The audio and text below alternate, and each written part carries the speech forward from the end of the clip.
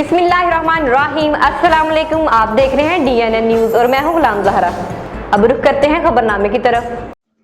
खबर शामिल करते हैं चमन से। सैफुद्दीन रेगवाल की रिपोर्ट के मुताबिक चमन शहर में अमनो अमान की मदहूश सूरत हाल की पेश नजर शहर के मुख्तलिफ इलाके जैसे रुगानी चौक बर्फ कारखाना में बाहुक्म डिप्टी कमिश्नर राजा अतर अब्बास की हदायत पर 2 वफादार सुलेमान अचकजई, 2 वफादार शफीक खान ने लवेज फोर्स के हमरा नाका लगाकर चेकिंग शुरू कर दी। मुख्तलिफ काले शीशों वाली गाड़ियों से काले पर्दे उतार दिए मशकूक अफराद की तलाशी ले रहे हैं।